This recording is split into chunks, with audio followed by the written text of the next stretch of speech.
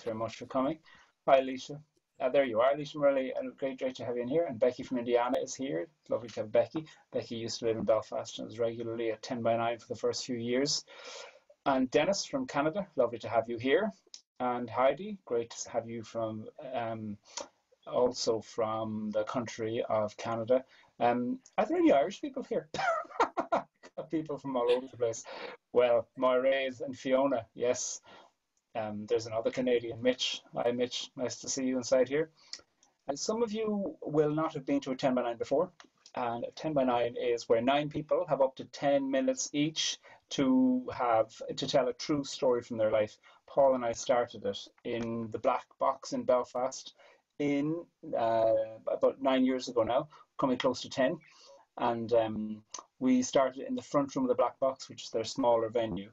And we had about 30 people that first night, and then 30, 35, 40 over the next couple of years, kind of spread to 80. And they told us in the front room of the Black Box, you realize that our fire hazard capacity is 50. So we went into the bigger room in the back.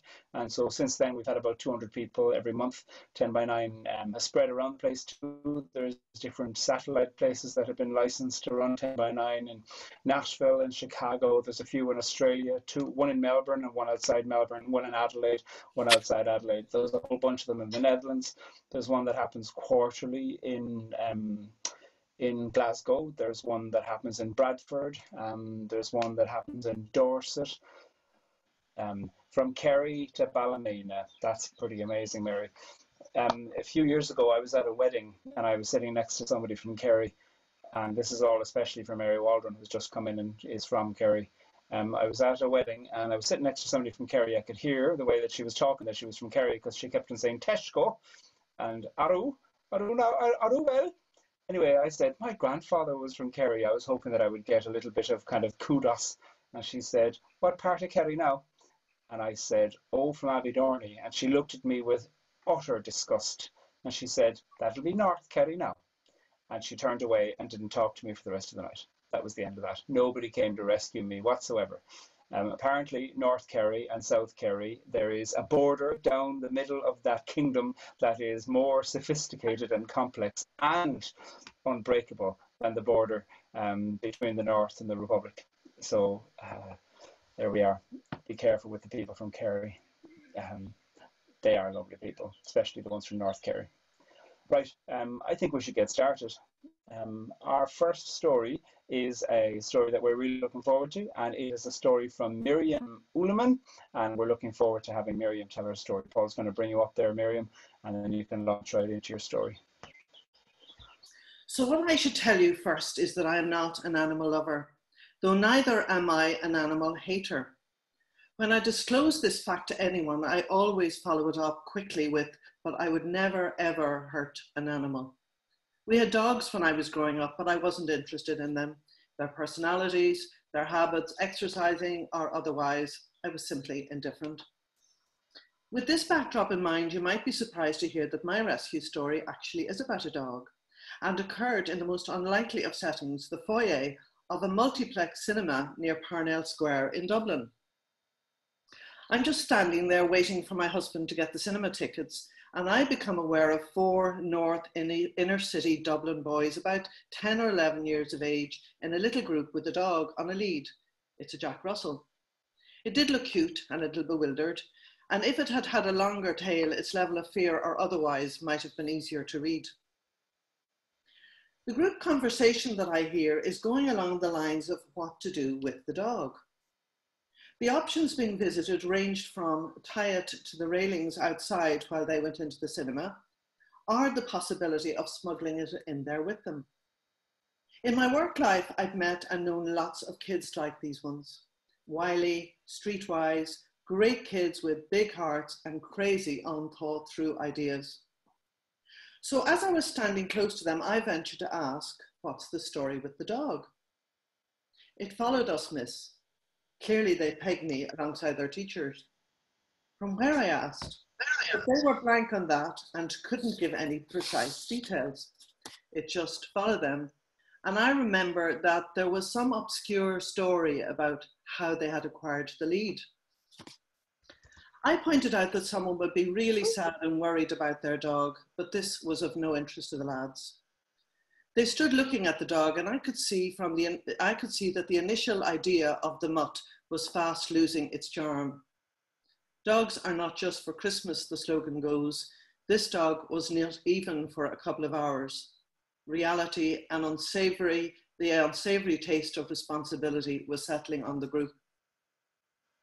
They disappeared into a little huddle for a tactical conversation, and clearly being of the view that there was always an opportunity to be had out of a crisis, when they re-emerged, one of them looked at me and asked, "Do you want to buy it, miss?" With a growing feeling that this was not going to be a perfect partnership for the dog, I found myself asking, how much? There were some furtive non-verbal exchanges, and seemingly out of nowhere, one of them conjured up the price, €10. Okay, I said. And my husband, having just arrived on the scene, gave me a look which I clearly interpreted to read, "Have you gone out of your mind?" The situation and all of its ramifications settled on all concerned, but clearly the lads had moved on when one of them looked at me and asked, "So how much will each of us get if you give us €10? And quickly I did the maths. I told them they would each get €2.50. After the briefest of moments and some nodding in agreement, I handed over the €10 and they handed me over the lead. I now owned, or rather I now temporarily had responsibility for this dog. I was surprised, but not as surprised as my husband, who, with, I have to say, quiet delight, took control of the lead as we left the cinema with unused cinema tickets. We approached a lone Garda after our exit, and he simply looked vacant when it was suggested to him that this might be a situation that would interest him. This clearly was not a Garda matter. I had made my bed, now lie on it, was the unspoken message. My husband's surprise was nothing to that of my kids and their partners when we arrived home. Within minutes, in our dog-unfriendly space, family members were drooling over the animal. Runs to the shop for food, identification of a soft, luxurious towel on which it might lie, endless walks outside to ensure that the floors and carpets would remain pee-free. I noted uneasily that I seemed to be the only person who really was on a mission to find its rightful home. I was frantically finding apps and websites called Find a Dog and such like. People responded to a found dog notice to tell me about their found dog. Emotions ran high. Dog lovers who were neither looking for a lost dog nor offering a home for a found one were in abundance. And there was a sad moment too when a family with young kids thought that this was their lost and loved dog, only to be disappointed when we exchanged photographs. But increasingly and worryingly, I noticed that the dog was being loved into our home. There were discussions about a possible name, and while others tried out several names, I was determined to remain aloof, simply rubbing rather than patting its head and referring to it as dog. I was not going to get attached. The group desire for a name persisted, however, and by default, on the following day, the dog did get a name. A rugby international was being watched on TV. The dog cozied up on my daughter's partner's lap, only to be mercilessly ejected into the air with gusto when Fergus McFadden scored a magical try for Ireland. Its name, the group decided, excluding me, would be Fergus. So Fergus it was, and he was getting more and more embedded in my life. Arrangements were speedily put in place for a daily rota to ensure that someone would be home with the dog while we were out at work. A bed had been purchased. Toys had and continued to appear. And water and food bowls were in situ. I remained, however, resolute. If I had purposefully gone looking for a dog, fair enough. But this was not a planned adoption. And our lives were not suited to providing a happy long-term home for a dog. A week had gone by now, and I was increasingly unnerved at what was emerging. The longer this went on, the more likely it seemed that Fergus would become a permanent fixture in our lives.